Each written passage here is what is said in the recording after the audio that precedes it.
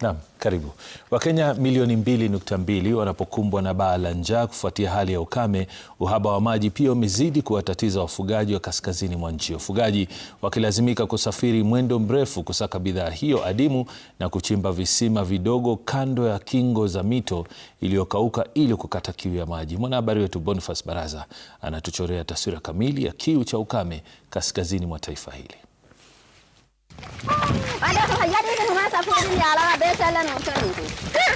Mapema asubuhi jua linapochomoza miale yake, wakazi wa Elbeso huko North Horr County ya Marsabit wanafunga safari zaidi ya kilomita 10 na mifugo kwenda kusaka maji.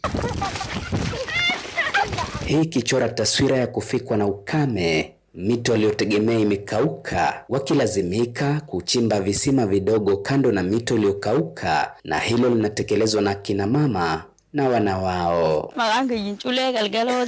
Jina yangu ni Chule Galgalo. Tuko na shida ya maji, wanataka kutusaidia. Usiku wenyewe ndio wanakunya, mchana si ndio tunakunya. Tunaenda 10 kilomita. Tunataka usaidizi. Jina yangu ni Dika Godana. Mimi kutoka Elsabela. Tuko na shida ya maji. Tunataka kusaidia, tunakuja 10 kilomita.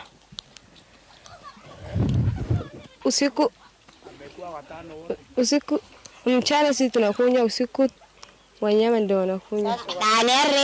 Wakazi hao wanapostahimili jua kali mchana kutwa baada ya kuteka maji, mnyama punda hapa ni muhimu sana, akitozwa kijasho chembamba cha kusafirisha maji. Iko shida ya maji. Hakuna maji. Hiyo maji inakunya fisi. Kunya ya kitu daje. Iko shida maji.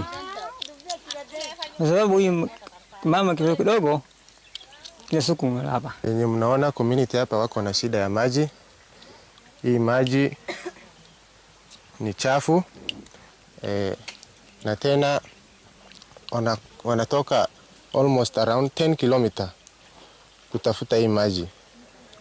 Wamama wanaacha watoto nyumbani na wanashinda hapa almost the whole day. Wakazi hao sasa wametoa wito kwa serikali kuingilia kati. Hawa wanaomba serikali kama wanaweza wawachimbie kitu kama borehole, ndio at least wapate maji kwa kila nyumba, waache kutembea distance kubwa kama hii. Na venye mnajua sasa hii kuna ukame, pia kuna shida ya chakula.